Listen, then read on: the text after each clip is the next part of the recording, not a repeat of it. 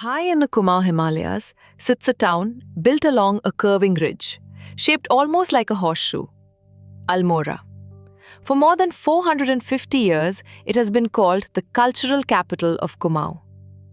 This is the home of Mithai, the dark, fudge-like sweet rolled in tiny white sugar balls that every traveler carries back. It is where Holi is not a single day, but weeks of classical singing in the old bazaar. And on a quiet ridge just outside town, at Kasar Devi, the Earth's magnetic field is so unusual that scientists place it on the same rare geomagnetic band as Machu Picchu and Stonehenge. This is Almora. Everything you should know. Almora lies in the central Kumaon region of Uttarakhand, in the far north of India, where the Himalayan foothills climb toward the high snow peaks. The district covers about 3,139 square kilometers and is home to roughly 6,22,000 people, according to the 2011 census. The town itself sits at around 1,600 meters, strung along a 5-kilometer ridge with deep valleys falling away on either side. From its viewpoints on a clear morning, you can see the Great Himalayan Wall, Nanda Devi, Trishul, and the Panchachuli peaks glowing pink at dawn. The nearest railhead is Katgodam, about 90 kilometers to the south, and the nearest airport is Pant. Forests of pine, oak, and deodar cedar cover the slopes all around. The town of Almora was founded in 1560, when the Chand king Balo Kalyan Chand moved his capital here from Champawat. For centuries, it was the seat of power for the whole of the Kumaon Hills. When the British took the region in 1815, after the Anglo-Gorkha War, they made Almora the headquarters of the entire Kumaon district. Over time, that giant district was carved up. Nainital split away in 1891, and the old district was renamed after this very town. Pithoragarh was separated in 1960, and Jageshwar in 1997. What remains today is divided into several tehsils, with Almora town as its headquarters, and hill towns like Ranikhet, Dwarahat, and Someshwar spread across the district. Almora's story runs far deeper than its hill station fame. The earliest dynasty to shape this land was the Katyuris, who ruled the Kumaon valleys between roughly the 7th and 11th centuries. They were great temple builders, and their stonework still stands across the district. After them came the Chands, who made Almora their capital in 1560 and ruled for nearly 2.5 centuries. Then the Gorkhas of Nepal swept in around 1790, holding the hills for a generation. In 1815, the British defeated them and took control, turning Almora into a cool summer retreat and a center of learning.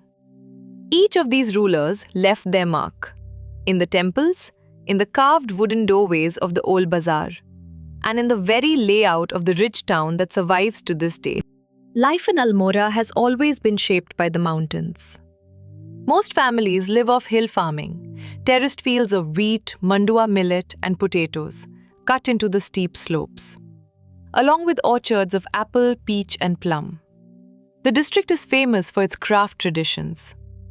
The Tamta community of Almora has worked copper for generations, hammering out vessels, lamps, and temple bells by hand. And then there are the sweets. Bal Mithai and Singori, wrapped in a green leaf, are made in shops that have run for over a century. And they have grown into a small industry of their own. Today, tourism is the great earner. Visitors come for the cool air, the temples, and the Himalayan views, supported by woolen handicrafts, pine resin, and the forests that blanket the hills. This is where Almora truly stands apart. It is the cultural heart of Kumaon, and its festivals are unlike anywhere else. Holi here is not one day, but a whole season. For weeks before the festival, singers gather in courtyards and the old bazaar for Baithki and Holi, performing classical ragas to the beat of the hurka drum, a tradition passed down for generations. Every September, the Nanda Devi Fair fills the town, honoring the guardian goddess of the Kumaon Himalayas with music, dance, and ritual. Homes are decorated with aipan, delicate white rice paste patterns drawn on red floors and doorways. The food is honest mountain fare. Bhat ki churkani, bhang ki chutney, and of course, bal mithai. And through all of it runs the soft, song-like Kumaoni language, still spoken in the markets and across the hills. For a small hill town, Almora has sent remarkable names into the world. Govind Ballabh Pant was born near here, a freedom fighter, the first Chief Minister of Uttar Pradesh, later Home Minister of India, and a Bharat Ratna. The Jnanpith-winning Hindi poet Sumitranandan Pant came from these same Kumaon hills, drawing his verse from their beauty. The celebrated Hindi novelist Shivani spent her formative years in Almora, and the town's serene ridge at Kasar Devi has long drawn seekers from around the globe. Swami Vivekananda meditated here, and decades later, the same hillside became a quiet retreat for writers, artists, and wanderers from across the world.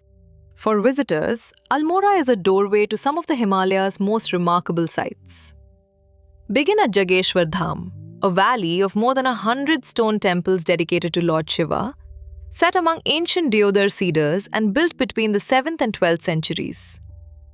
Nearby stands the Katarmal Sun Temple, the only temple to the sun god in all of Kumaon, raised by a Katyuri king in the 9th century. On the ridge above town is Kasar Devi, the 2,000-year-old shrine on its famous geomagnetic band, and Chitai Golu Devta, where thousands of brass bells hang, left by pilgrims seeking justice from the god who never refuses a plea. Watch the sunset over the snow peaks from Bright End Corner. Walk the silent forests of the Binsar Wildlife Sanctuary, or travel on to nearby Kausani for one of the widest Himalayan views in all of India. A chant capital and a British hill station, the home of Bal Mithai, of weeks-long Holi, and of temples 1,000 years old.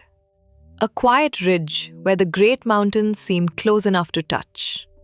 That, in short, is Almora, the cultural capital of the Kumaon Himalayas. If this is your district or one you love, tell us in the comments and subscribe because your district could be the one we cover next.